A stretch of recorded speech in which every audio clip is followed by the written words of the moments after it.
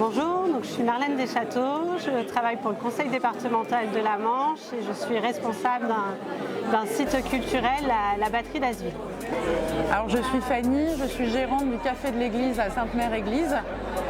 C'est un coffee shop cantine, culture café avec une proposition de brunch, déjeuner à midi et petit déjeuner. Donc moi je suis Elsa Onfroy pour le domaine Utabit et donc avec moi j'ai Lucie. Voilà. Lucie qui est avec nous. Donc on représente le domaine Utabit qui est un domaine de 178 hectares où on a une ferme en agriculture biologique. On élève de la limousine en système toute herbe et donc cette viande de bœuf est emmenée sur notre restaurant. On a aussi un hôtel de 19 chambres avec 4 gîtes et des écuries. Donc on est très complet. Voilà, on accueille les touristes. Alors bonjour, je m'appelle Lucie Alves, je suis assistante administrative à la mission locale de Saint-Lô-Carentan. C'est la deuxième année que je viens. La première année, j'étais un petit peu interpellée, je me demandais comment ça allait se passer. Et finalement, c'est un gain de temps pour moi parce que du coup, ça va vite, mais en même temps, on va à l'essentiel très rapidement. On met en avant les points positifs de chaque candidat et on voit très rapidement leur savoir-être et leur savoir-faire. Donc c'est plutôt un moment agréable et qui fait gagner du temps à tout le monde. Alors c'est une belle initiative de la part de la communauté de communes. Ça nous permet nous de rencontrer divers publics et surtout ça nous soutient dans notre recherche de salariés pour la saison. Voilà, ça nous aide nous à rencontrer un certain public et voilà, ça nous aide dans notre démarche de recrutement. Le job dating, c'est un temps important parce que ça nous permet de nous mettre en relation avec des personnes qui cherchent du travail sur le territoire. Parce que la grande difficulté, justement, c'est aussi le logement du personnel. Donc d'avoir des personnes en compétence sur le territoire, ça aide. Voilà, le retour sur le job dating, c'est qu'on a fait de belles rencontres. Donc on est heureux de pouvoir avoir été présent ici. Après sur l'expérience ici, c'est toujours enrichissant et on est content de participer à ce genre d'événement et on pense même se reproduire pour l'année prochaine sans problème.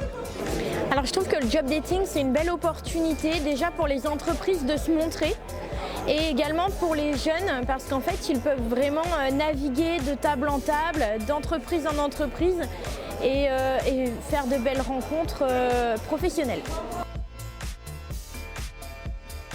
Je m'appelle Yanis Machtel, j'ai 20 ans, je suis à la mission locale depuis 2 ans et j'ai pour projet de faire animateur sportif.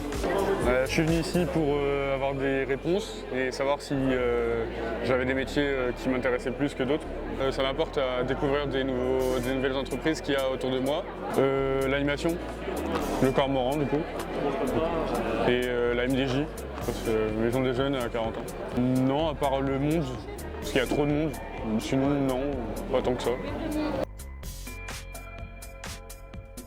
La difficulté, c'est peut-être quand la personne n'a pas vraiment cerné les attentes des offres d'emploi, enfin n'a pas consulté en amont les offres d'emploi et donc n'a pas forcément le profil attendu.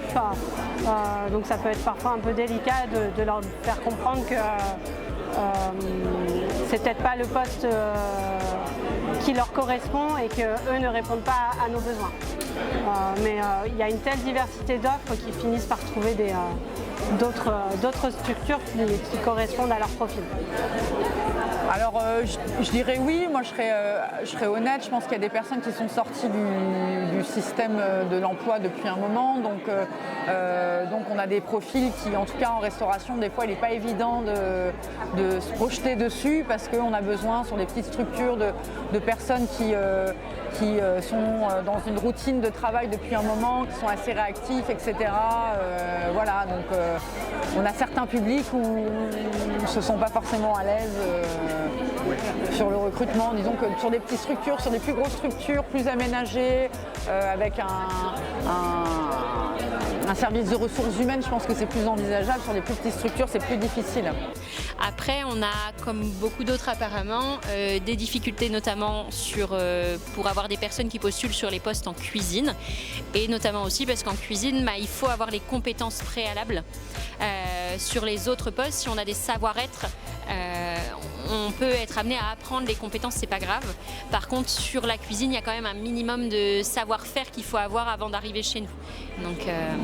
Donc c'est plus complexe. C'est plus compliqué. Voilà. Ah, c'est que du positif, autant pour les entreprises que pour les jeunes. Et puis pour nous, en tant que mission locale, je trouve que c'est aussi une belle opportunité et on accompagne vraiment nos jeunes en fait. Là par exemple, on avait préparé pour chaque jeune plusieurs CV. Donc ça leur permet, quand ils arrivent, d'avoir déjà des CV sur place s'ils ont plus d'entreprises que prévu à aller voir et vraiment de démarcher tout le monde. Il va y avoir le travail en équipe parce que finalement dans nos métiers, nous on est une petite structure et le travail en équipe est vraiment important, savoir s'entendre avec ses collègues et puis l'accueil du public, faire face à toutes les situations qui peuvent se présenter, surtout lorsqu'on est en face à face avec des gens qui sont là que pour quelques secondes, c'est pas toujours évident. Donc ça va être les conditions premières, être à l'aise à l'oral, travailler en équipe. Et après, on sélectionne tout type de profil. Il n'y a pas un bagage précis d'attendu. Un savoir-faire, je dirais, c'est le contact client. Savoir-faire, je dirais pas savoir-faire, mais savoir-être aussi, quoi. Être dans le relationnel, être réactif, être curieux, avoir envie je dirais, le nerf de la guerre, c'est avoir envie de travailler, quoi. Vous êtes curieux, vous avez envie de travailler, déjà vous avez un savoir-être.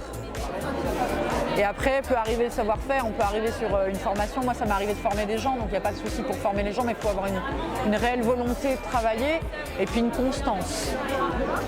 Eh bien déjà, quelqu'un de ponctuel, quelqu'un de motivé, quelqu'un qui a de l'envie.